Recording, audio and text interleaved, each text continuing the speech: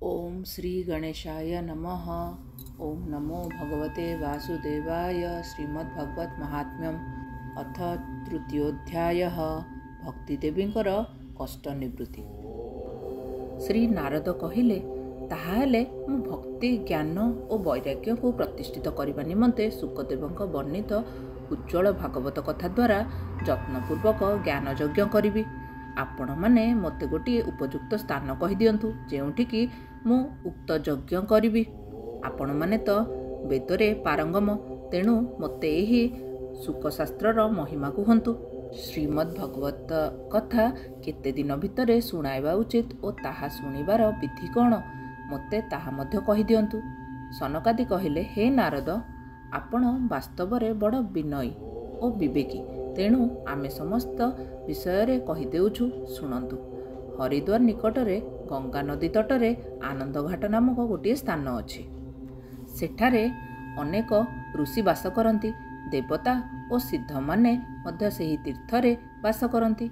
सेठारे नाना प्रकार वृक्षलता पूर्ण होई रहिछि और घाटटी स्वच्छ सुकोमल बालुकारे पूर्ण। घाटटी बड़ सुंदर एवं स्थानटी अत्यंत निरोला। सेठारे सर्वदा स्वर्णकमलर सुगंध प्रसरित होइथाए।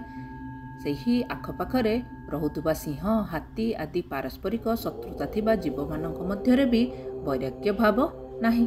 सेठारे आपण ज्ञान यज्ञ आरंभ कर दियंतु। सेठारे अनायासरे भागवत कथार अपूर्व रस उदय हेब। आपण देखिबे भक्ति देवी मध्य दुर्बल और जराशीर्ण अवस्था पड़िथिबा ज्ञान और वैराग्य को साथी धरी सेठाकू चली आसबे। कारण जोठी भागवत कथा अनुष्ठान हुए सेठारे भक्तिदेवी आदि स्वतः आसी पहुँची जाती। सेठारे सेमानंकर कानरे भागवत कथार शब्द पड़िबा मात्रे 3 जण जाक तरुणावस्था फेरी पाइबे। श्री सुतमुनि कही चलिले। एपरि कही सनकादि मध्य श्रीमद्भगवत कथामृत पान करने निमंते नारदଙ୍କ सहित तुरंत गंगा तटकू चली आसिले। सेमाने आसी सेही घाटरे पहुँचु पहुँचु भूलोक, देवलोक और ब्रह्मलोक आदि सबु लोकरे प्रचारित होईगला जे सेठारे भागवत कथार आयोजन हेउछि। जेउठी जेते भगवत कथा रसिक विष्णु भक्त थिले, अन्य माने आसिबा पूर्वरु सेमाने सेठाकू धाई आसिले। भृगु, वशिष्ठ, च्यवन, गौतम, मेधातिथि, देवल, देवरात, परशुराम, विश्वामित्र, साकल, मार्कंडेय, दत्तात्रेय, पिप्पलाद, जोगेश्वर, व्यास, पराशर, छायासुक, जाजली, जह्नु आदि सबु प्रधान प्रधान मुनि निज निजर पुत्र, शिष्य एवं स्त्री को धरी अति आनंदरे आसी सेठारे पहुँचिले। सेमानंक छड़ा वेद, वेदांत बा उपनिषद, मंत्र, तंत्र, सप्तदश पुराण एवं षट्शास्त्र मध्य मूर्तिमान होई सेठारे उपस्थित हेले। गंगा आदि नदी माने, पुष्कर आदि सरोवर माने, कुरुक्षेत्र आदि क्षेत्र माने, दंडक आदि वन माने, हिमालय आदि पर्वत माने, दिग माने तथा देव, गंधर्व और दानव आदि समस्ते भागवत शुणा चली आसिले। जो माने निज निजर गौरव गरिमा कारणरू आसुनथिले, महर्षि भृगु सेमानंकु बुझाई सुझाई सेठाकू नहीं आसिले।